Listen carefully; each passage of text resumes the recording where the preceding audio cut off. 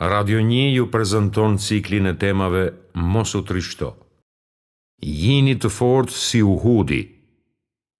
Besimtari është i fortë dhe i vendosur.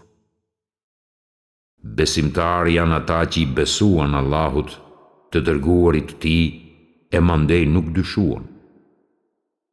Ndërsa të tjerë sillen vërdall në dyshimin e tyre.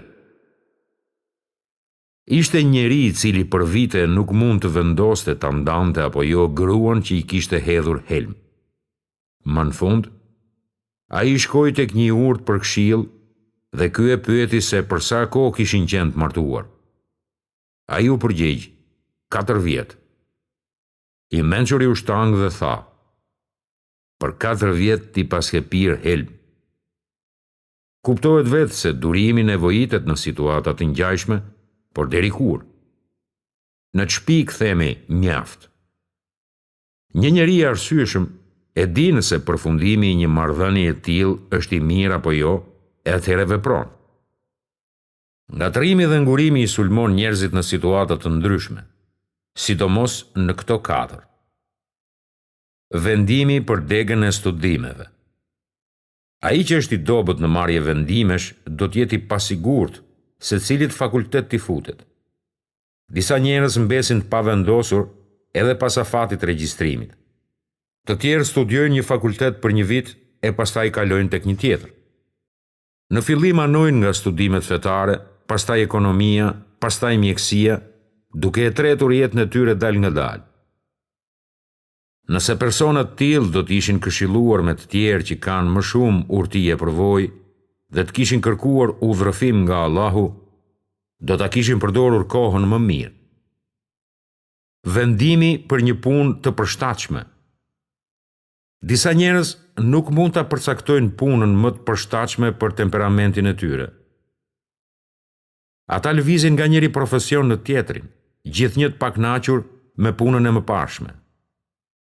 Kjo lloj mëdyshjeje çon shpesh në paqëndrueshmëri financiare. U themi njerëzve të tillë, nëse ndiheni mirë duke fituar të ardhura në profesionin që punoni, atëherë përmbajuni atij. Martesa. Shumë të rinj janë konfuz, duke e patur të vështirë zgjedhjen e partnerit. Lidhur me këtë, njeriu mund të ndikohet lehtë nga opinionet e të tjerëve. Nganjëherë, babait i duket një vajzë si e denjë për martesë dhe i biri bie dakord, por nëna kundërshton. Skenare të tilla janë të pafundme. Këshilla jon lidhur me martesën është se duhet pritur gjersa të jemi të kënaqur me imanin, pamjen dhe karakterin e vajzës, sepse bëhet fjalë për jetën e gruas e jo diçka të parëndësishme që hidhet kur mërzitemi. Konfuzioni dhe mungesa e vendosmërisë janë të zakonshme për njerëzit që mendojnë për divorc. Një ditë burri mund të vendosë që ndarja është më e mirë, kurse ditën tjetër vendos se gjërat mund të rregullohen. Mungesa e paqes në jetë që shkaktohet nga kjo lloj mëdyshjeje duhet ndrequr me një vendim të prerë. Jeta është e shkurtër, ndaj duhet përpiqemi ta bëjmë të lumtur çdo moment të saj, si për vete, ashtu edhe për të tjerët. Fjalë frymëzuese. Ne jemi po aq të suksesshëm sa që jemi përgjegjës para Allahut, si dhe sa mirë sillemi me krijesën e tij, njeriu.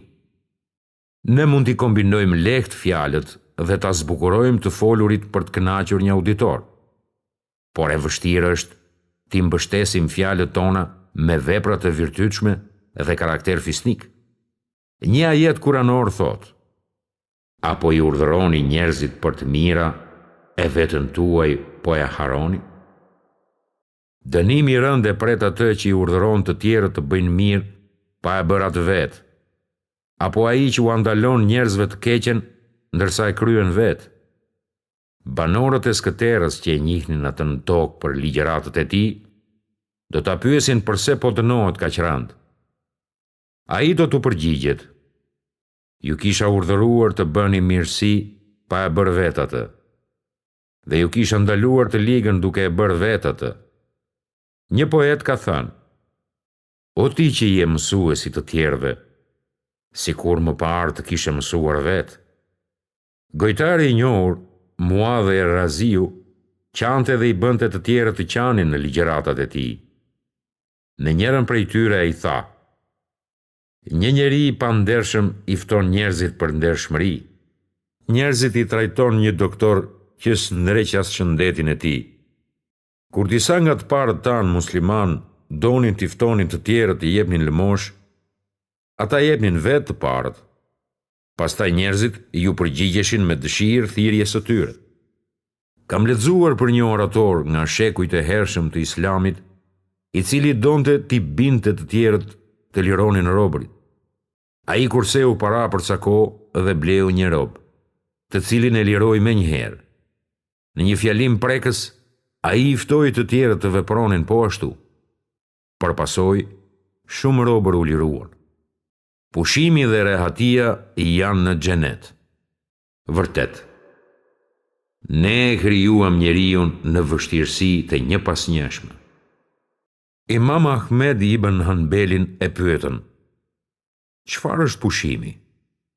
Ai u përgjigj: "Kur të vini këmbën në xhenet, do të gjeni pushim. Nuk ka as pushime as rehati të zgjatshme derisa të hysh në xhenet.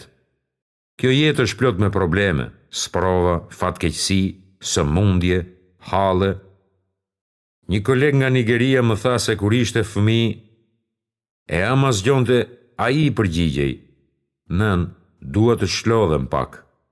Ajo I thoshte: "Unë po të zgjoj vetëm për hir të rehatisë."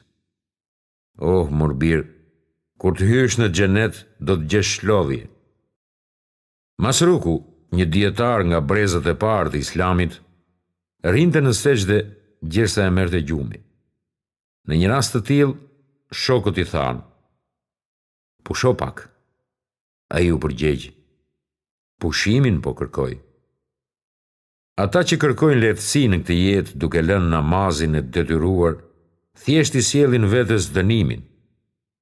Jo besimtari e kërkon rehatin këtu, dhe ja përse thot: "Zoti ynë, shpejtona pjesët tona para ditës së përgjegjësisë."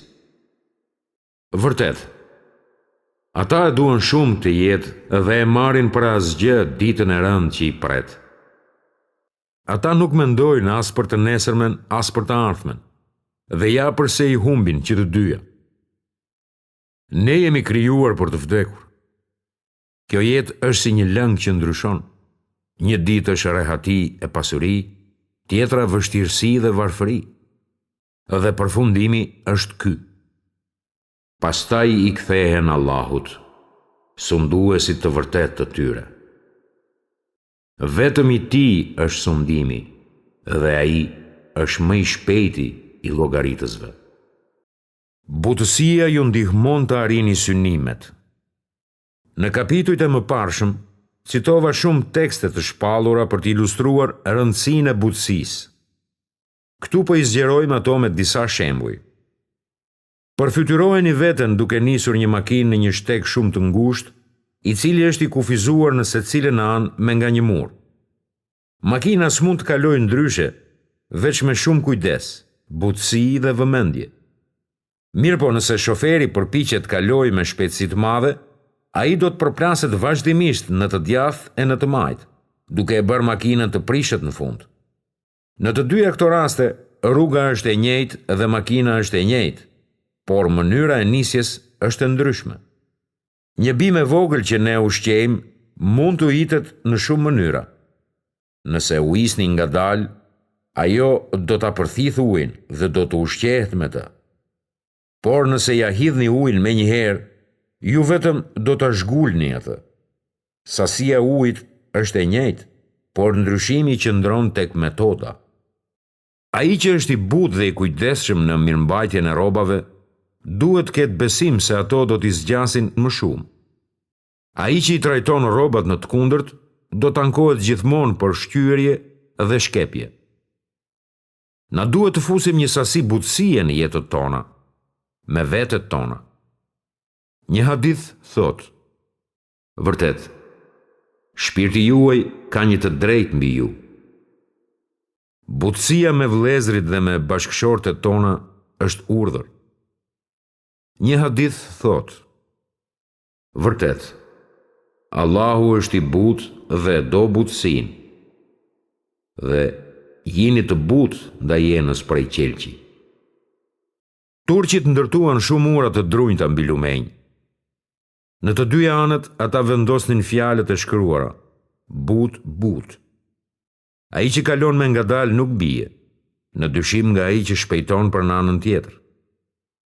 Në hyrje të disa kopshteve me lule shkruhet: jeni të butë. Ai që vrapon i shkujdesur në përkopsht nuk do të shoh dot shumë lule, por me siguri do të prish shumë prej tyre. Një thënie pohon: Karkaleci nuk është i butë si bleta. Në një hadith, pejgamberi ka thënë: besimtari është si bleta, që ha të pastrën, prodhon të pastrën dhe nuk e shkatëron degëzën e hollë kur ulet në të. Lulja thuaj se nuk e ndjen bletën tek ja thith në qetësi nektarin, duke arritur qëllimin e saj me butësi.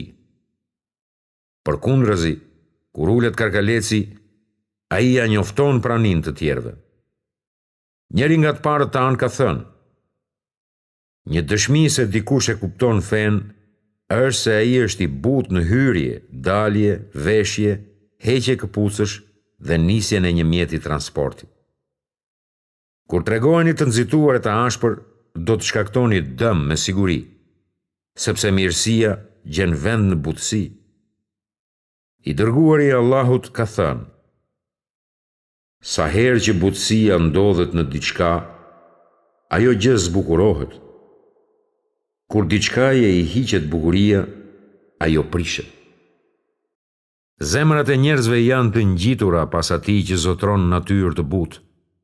Ajeti kuranor thot: dhe me mëshirën e Allahut, ti ishe i butë ndaj tyre, e sikur ti ishe i vrazhë dhe zemërfort, ata do të shkapërderdheshin prej teje. Ankthi s'bën dobi. Ideja e anekdotës së mëposhme është se njeriu nuk duhet të merakoset pa mas, por duhet ja dorëzojë vullnetin caktimit të Allahut pa ndjer asasin më të vogël të keqardhjes. Kur isha në shkollë mësoja shumë që të isha i pari në klasë. Pasi dorëzoja detyrën e kontrollit, shqetësohesha, friksohesha dhe kaplohesha nga ankthi. Shkoja në shtëpi, verifikoja përgjigjet nga libri, i jepja vetës një notë dhe e përsërisja edhe njëherë krejt procesin. Tani kur shoh pas, është e qartë se shqetësimi im nuk e ngrinte as edhe me një pikë notën time.